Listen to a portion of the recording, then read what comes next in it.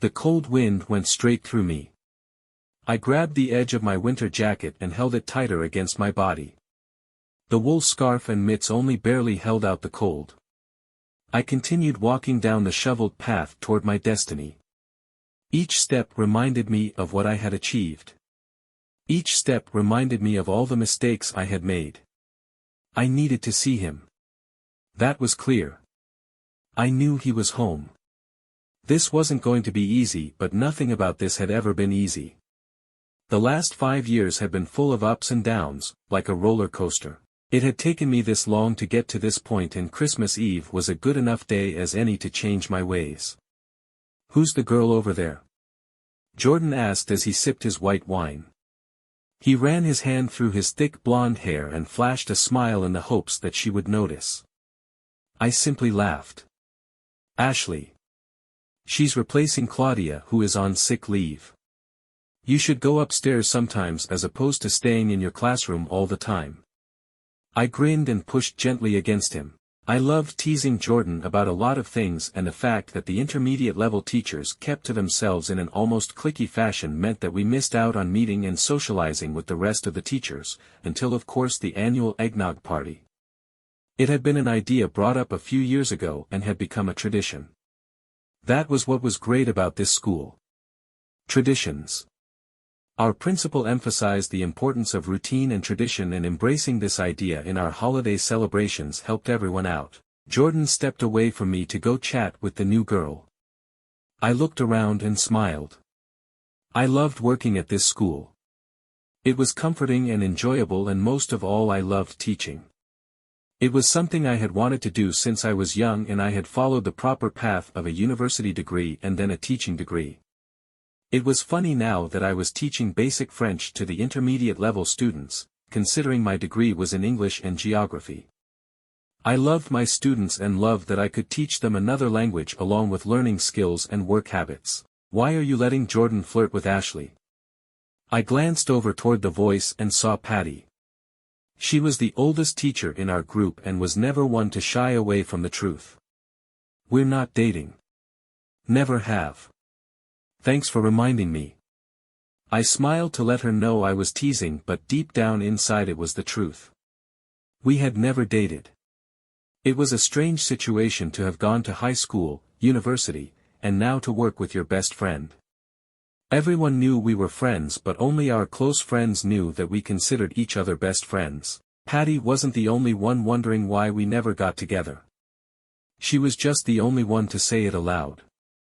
The rest of the party went by quickly, and as the sun set people started to make their way back to their classrooms to go home.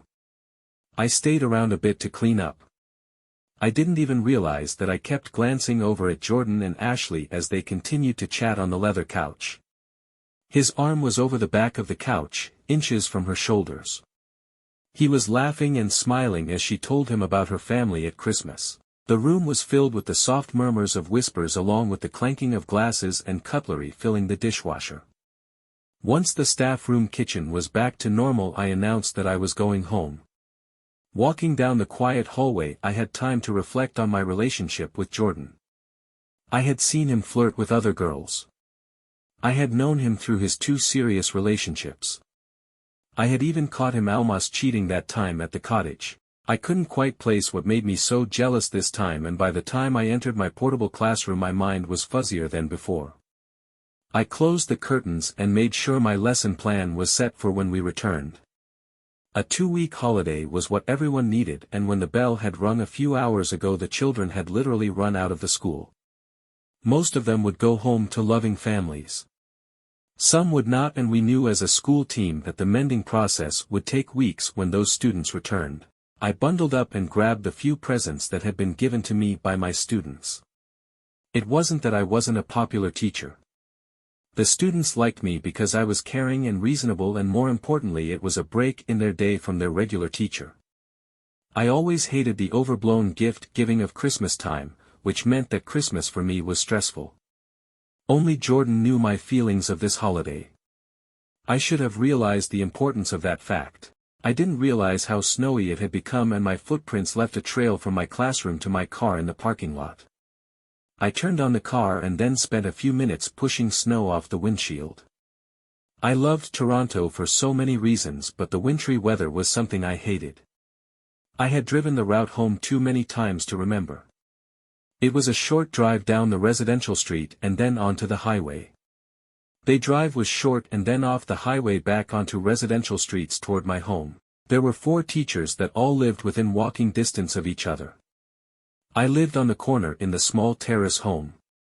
Jordan was actually 4 doors down in a similar home.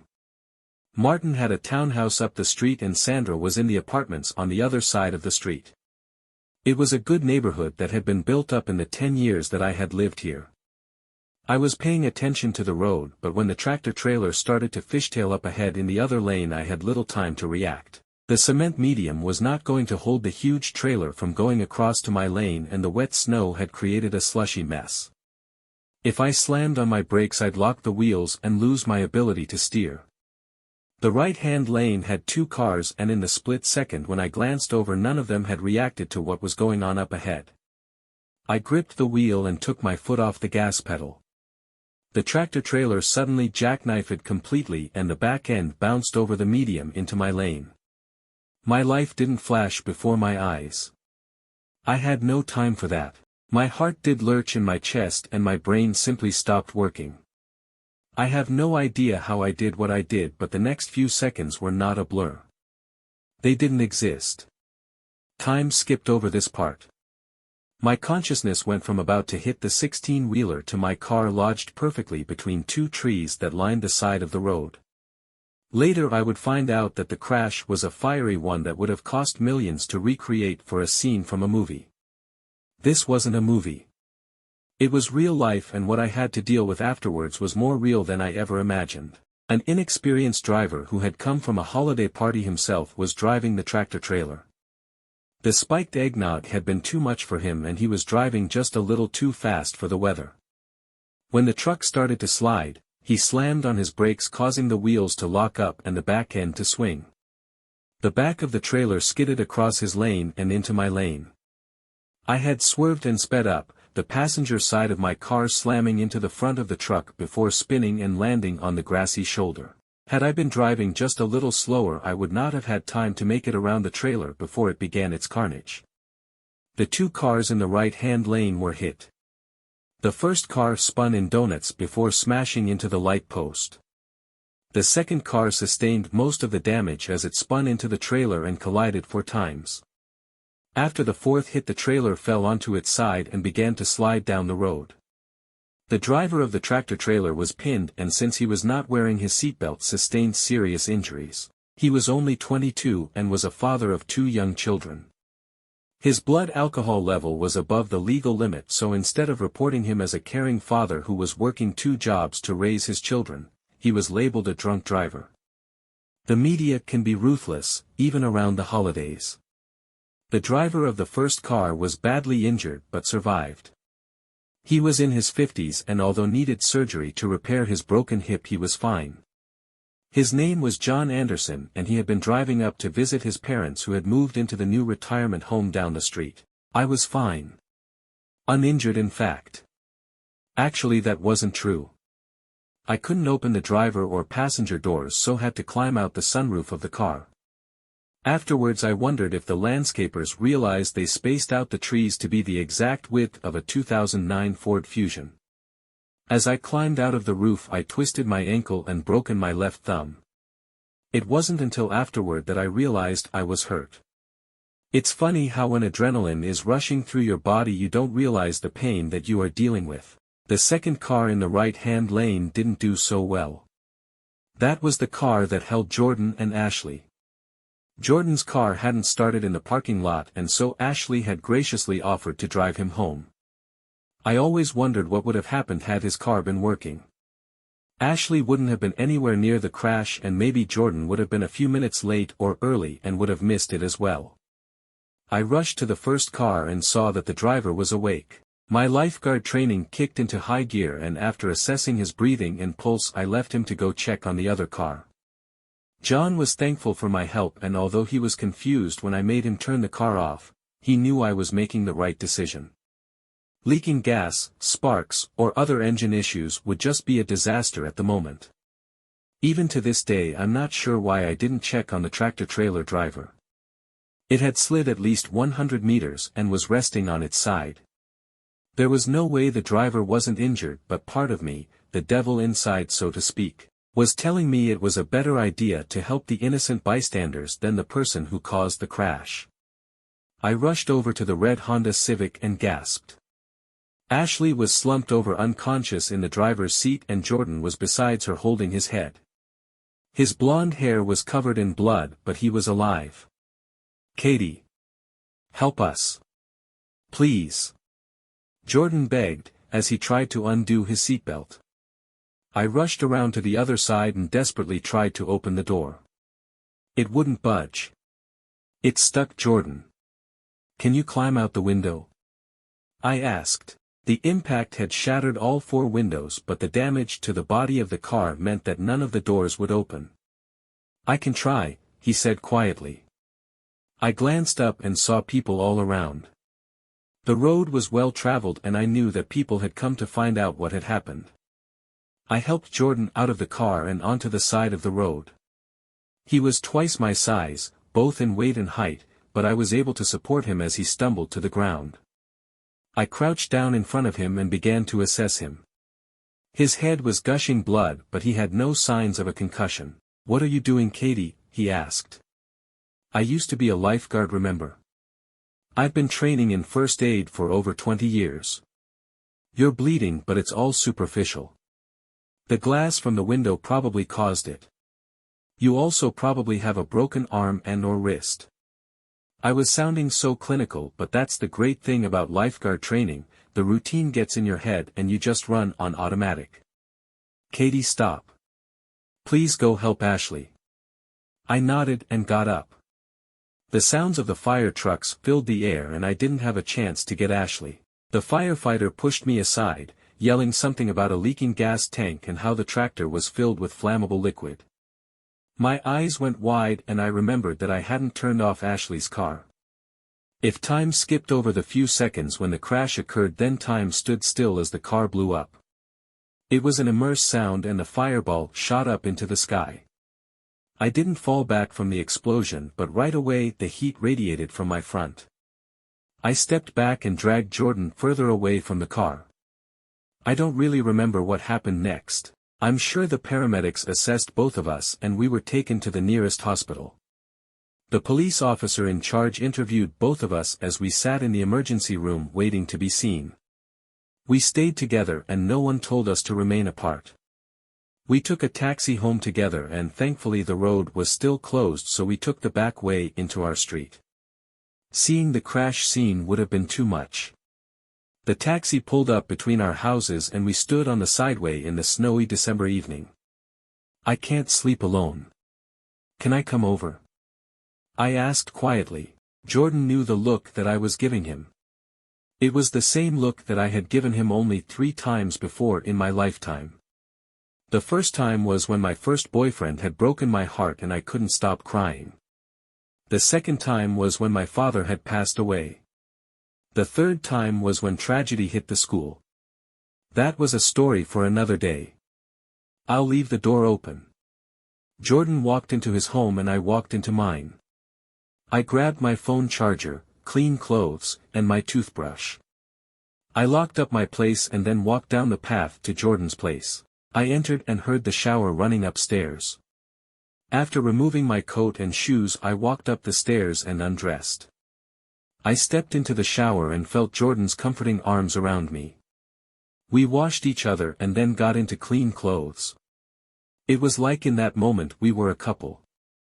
Tragedy had brought us together and we were so stunned at the events of the night we didn't even question what we were doing. We would both spend the next 5 years asking questions and debating in our heads how horrible we were to do what we did.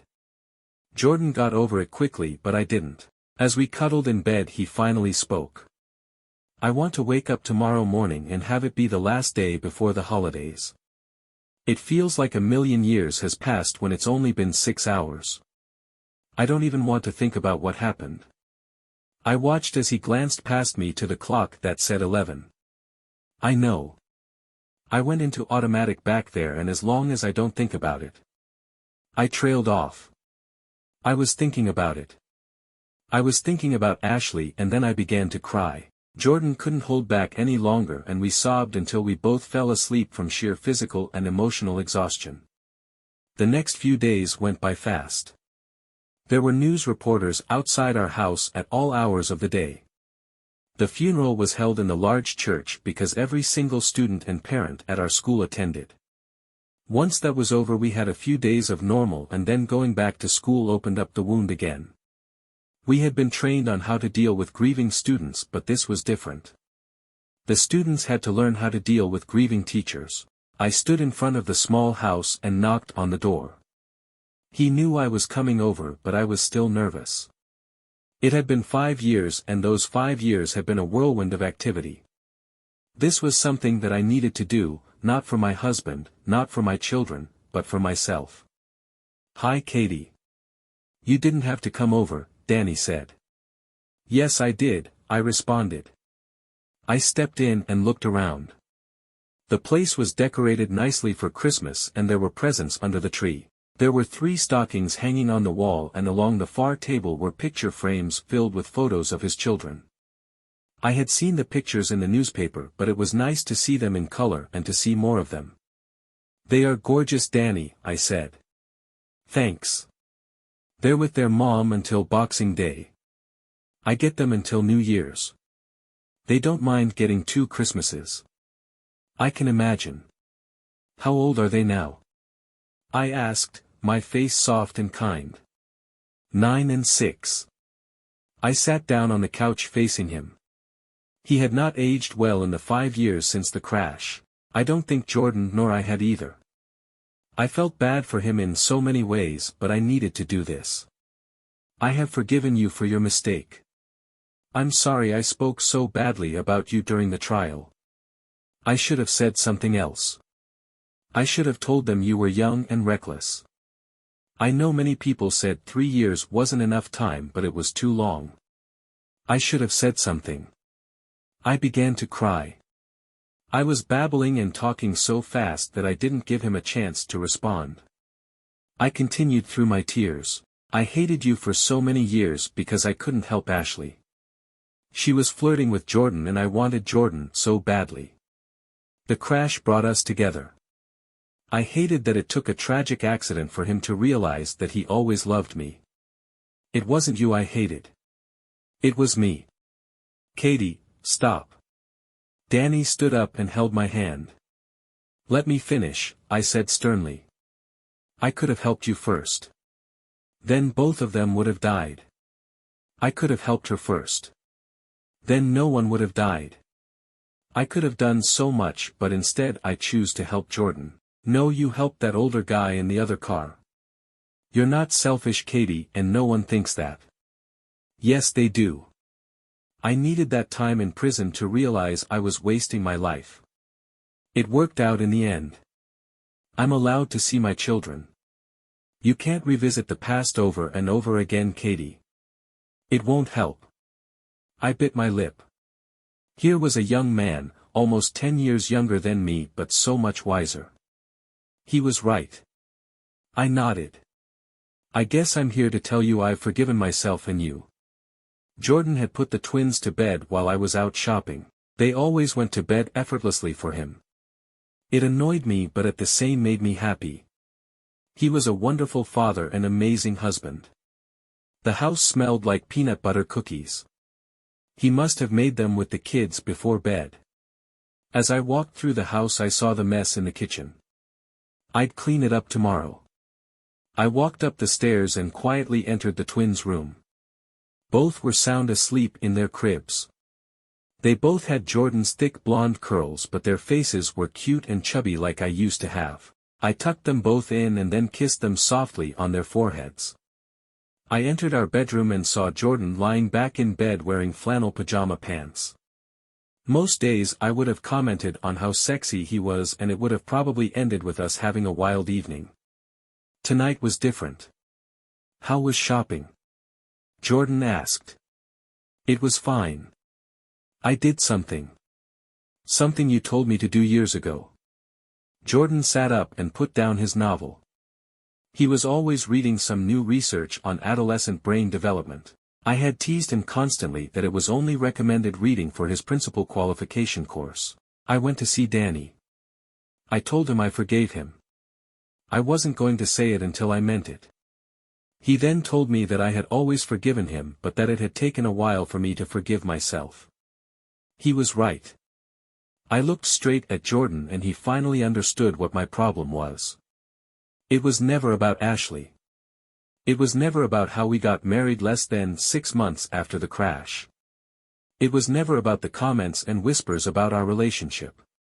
It was about how until this moment I never felt like I deserved to be loved the way Jordan loved me. Jordan opened his arms and let me slide into his lap. I fit perfectly, settling against his body as my head rested on his chest. I felt his heart beat and the warmth of his body radiated against mine. He didn't have to say a word for me to know that he understood. He simply held me as I let go of the pain, the anger, the suffering that I had held on to for 5 long years.